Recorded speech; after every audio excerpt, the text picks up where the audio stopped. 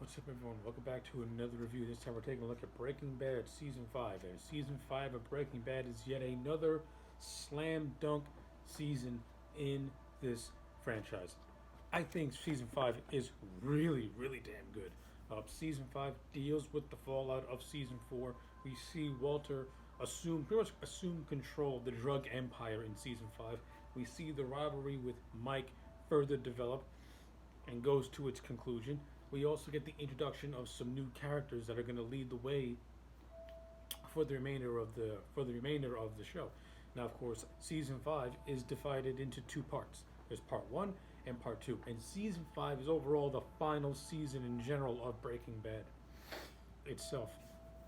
So, yeah. So, what does the first half of season 5 have to offer? The first half of season 5 offers a lot of great things. So, pretty much the first couple episodes of season 5 kind of deals with the fallout with Gus, with Mike, Walt, and Jesse pretty much coming together to destroy any lingering evidence that's going to link them to Gus Fring, and to take all of that as well.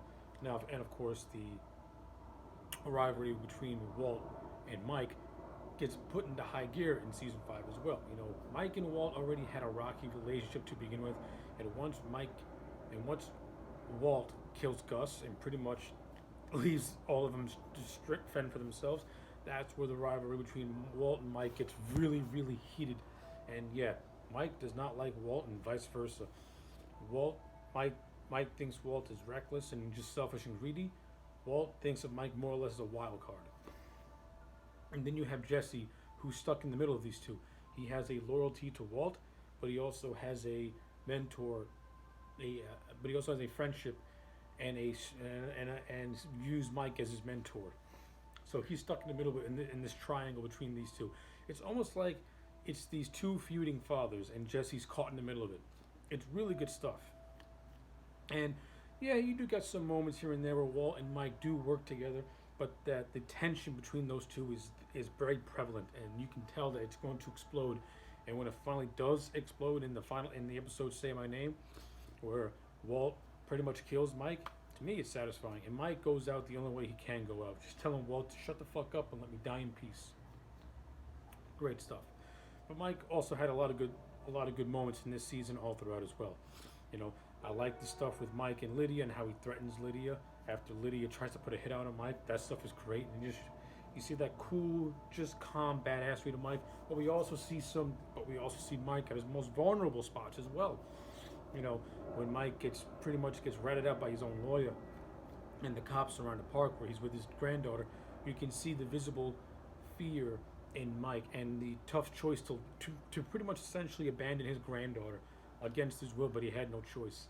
You know, and of course the show earns those moments where Mike does break that calm, cool exterior that he mostly has, and when you get moments where he breaks that, the show earns it because it doesn't do it often. It does it at the right, precise moments where the story dictates it. And Jonathan Banks' performance all throughout season 5, it's beautiful, it's fantastic. I love it. Love it, love it, love it. Same thing with Bryan Cranston as Walter White. He has now assumed the role. He is now Heisenberg. He is now the king of the drug empire.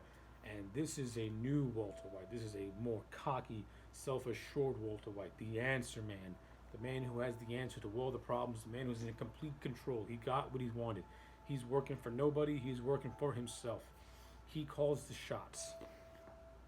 And of course, seeing this new side of Walter White, this Walter White in season 5, he essentially becomes Gus, and it's great because he's become who he killed. He's become the man that was out to kill him. Now he's assumed that man's role. It's great. It's good stuff.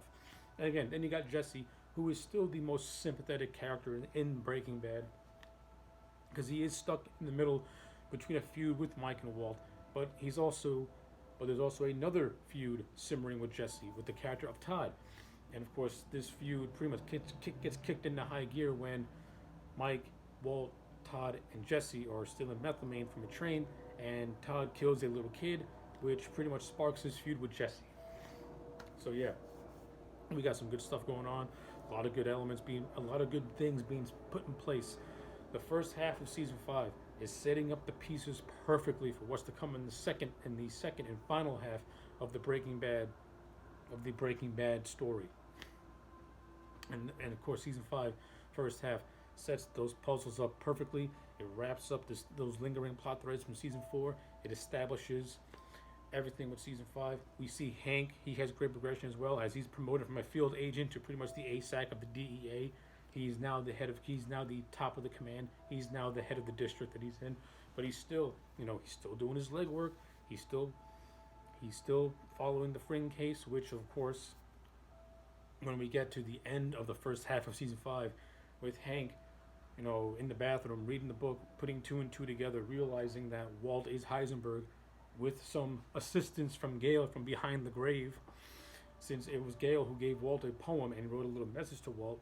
Hank, of course, reads it, puts 2 and 2 together because he sees the handwriting and recognizes it being Gale's handwriting from the Gale sketchbook in season 4.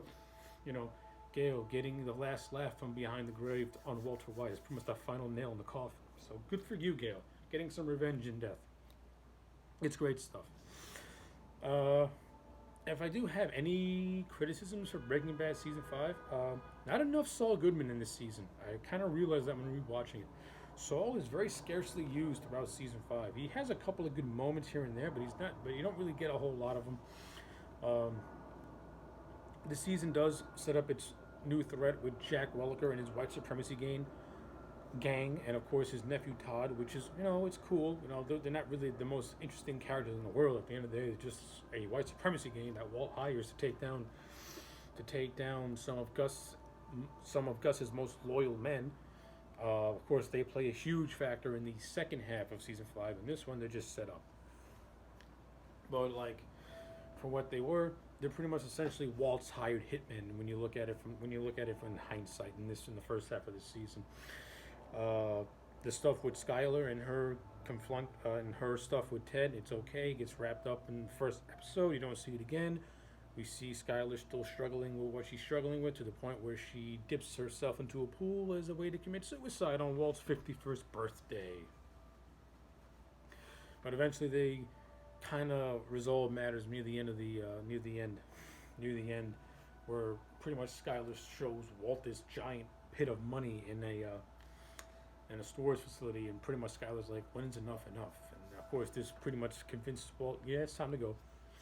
Time to go. After he had just made a deal with the character of Lydia to take their drug ring internationally. Now, before I wrap this up, the character of Lydia, I think she's kind of annoying. I mean, the performance by Laura Frazier is decent, but the character itself, she's just annoying. She's just really annoying. I don't like her mannerisms. She comes across as very jittery and janky. She is a wild card, but I really don't see any use for Lydia as a whole. To be honest with you, I think she's kind of a useless character to me. I mean, yeah, her character does more things in the second half of the season, but again, she doesn't really win me over. Performance-wise, it's fine. I just think the character's kind of useless, my opinion.